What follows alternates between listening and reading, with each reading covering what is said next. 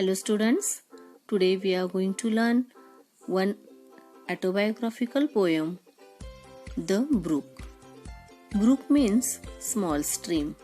Here, brook represents nature. The brook is the speaker in this poem. So, let's start the poem. I come from haunts of put and horn, I make a sudden sally and sparkle out among the fern to bicker down a valley. Now here the brook represents its story to us. It says that it comes from places where birds such as puts and herons are often found. Then it makes a sudden quick journey to shine brightly among the fern. Fern is a tree, or to run noisily down a valley. Okay, now here haunts means a place often visited, and the word has come one coot, C-O-O-T. Coot means a small dark bird which lives near river. Okay, aquatic bird we can say. Okay, hern, H-E-R-N, hern means it is also water bird. Okay. Sally means a journey, quick journey. Sparkle means to shine brightly. And fern is the plant, green plant with a long stem, feathery leaves, and this is a non-flowering plant, means having no flowers. Okay, fern. Now next lines. By 30 hills I hurry down, or slip between the ridges. By 20 troops a little town, and 100 bridges. Now in these lines it hurries down 30 hills or slips down. Here bicker means to argue about unimportant matter. Okay, or we can say here this word come meaning is to run noisily, running noisily. Ridges means a high edge along a mountain. Okay, and troops, by 20 troops. Troop means it is a old English word for village. Troop means a village. Okay, 20 troops means 20 village. Okay, so here it hurries down 30 hills or slips between ridges next to 20 small villages, a little town, and more than 50 bridges. Till last by Philip's farm I flow to join the brimming river. For men may come and men may go, but I go on forever. Now here the narrator is saying that at last this brook flows by Philip's farm to join the already full river. Brimming means full river, full of water, overflow. The brook says that men may come and men may go, but it flows on forever. Means here the brook represents nature. Nature is only a thing which is the immortal, and these lines indicates that the river lives much longer than human beings.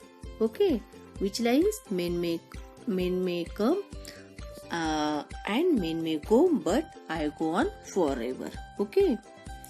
Now next stanza we'll see. I chatter over stony ways in liters, sharps and trebles. I bubble into aiding bays. I bubble on the pebbles. Now here it makes chatter means to make a noise as if talking very fast. Sharps and trebles means it is musical sound, making a musical sound. Babble means to move like a bubbles. Okay, now here it makes a chattering musical noise as it travels over a stony path. Okay, this brook, when the brook running at that time making a musical noise. It travels in the bubbles in a fast moving circle of water near base, or it noisily travels over a pebbles. Okay, in this way stream travel. With many a curve my bank I frit, by many a field and fallow, and many a fairy foreland set with a willow weed and mallow. Now here we can see it travels with many curves and grumbling by the side of many fields or uncultivated patches of land. Uncultivated patches of land. Okay, and it passes by many fairy forelands that have willow weeds or mallow. Willow weeds or the mallows. Here we can see that ND means moving fast in a circular position. Okay, and mallow means a plant with a purple flowers. Willow weeds means what? Willow weeds, a tree that grows near water and has a long thin branches that hang down. Okay, water plant. Okay, FRET, fret means to make a noise as if complaining. Okay, so next 4 lines we'll see of second stanza. I chatter, chatter as I flow to join the brimming river, for men may come and men may go, but I go on forever. Chattering means, just now we have studied, chattering means making the noise. Okay, I chatter means to make a noise of if somebody if talking very fast. So here it chatter as it flow to join the already full of river, which is already full with the water. To join that river, the brook says that men may come and men may go, but it flows on forever. Now next third stanza. I went about and in and out, with here a blossom sailing, and here and there a lusty trout, and here and there grayling. Now here blossom means flower, lusty means very healthy, and trout, TROUT means it is a one brown colored fish that lives in a river or a lake. And grayling means GRAYLING. Grayling means a freshwater fish with a long high dorsal fin. Okay, freshwater fish it is. So here in this third stanza, narrator says that it winds in and out while a few blossoms sail on it. Here and there you will find a lusty fishes or a grayling in the waters of the brook. And here and there a foamy flake upon me as I travel, with many a silvery water break above the golden gravel. Now in these 4 lines, narrator says the foamy, FOAMY, foamy means full of mass of very small bubbles form on the surface of the liquid. Foamy, foam we can say. Okay, and flake means what? A small thin piece of something. Gravel means small rounded stone often mixed with a sand, gravel. Okay, gravel means a rounded stone we can say. So here and there you will find a foamy flake upon the brook as it travel, or many a silvery water break above the golden graver. Next lines. And draw them all alone and flow to join the brimming river, for men may come and men may go, but I go on forever. So here poet is saying that it draws them all along as it flows to join the already full river, full of water, brimming river. The brook says that men may come and men may go, but it flows on forever. So next lines we'll see now. Last stanza. I sleep, I slide, I gloom, I glance among my scheming shallows. I make the naked sunbeam dance against my sandy shallows. Now here shallow means what? Place that have only a short distance from top to bottom. Okay, and again one word has come, netted, N-E-T-T. Netted means it is like a net like structure, we can say. Okay, skimming shallow means shallows that touch the brook lightly and quickly fly over it, means birds. Shallow means birds that touch the brook lightly and quickly again fly over it.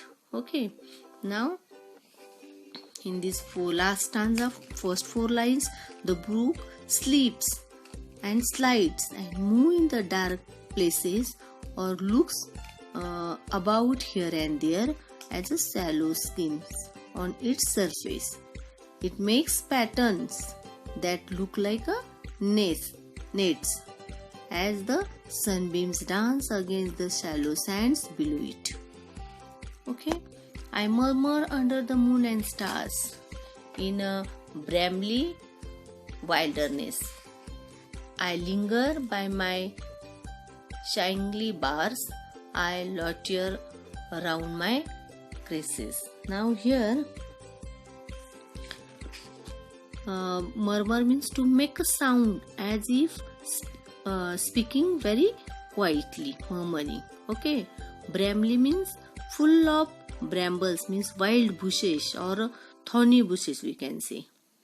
Wilderness means an area of a land that has not been cultivated, barren land, we can say.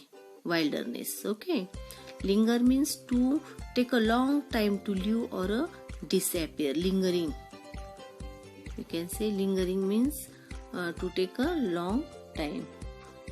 Then next word is the loiter. L-O-I-T-R. Loiter means to move slowly around it. Okay, bar means it is an obstacle. Bar is an obstacle. And creases means what? Any of various plants with a small green leaves. So here these lines says that it whispers softly. It means brook whispers softly under the moon and stars, and the wilderness thick with the brambles. It moves slowly by the bars full of shining or around its creases. Now last 4 lines we'll see.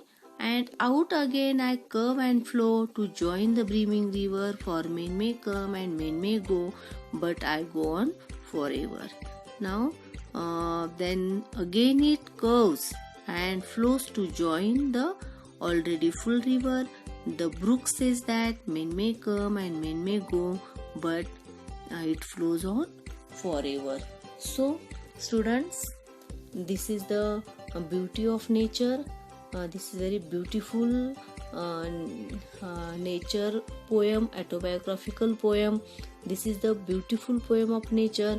Here brook represents nature, and nature is the only thing which is immortal. And here last lines in every stanza, 2 lines are repeated. Which lines?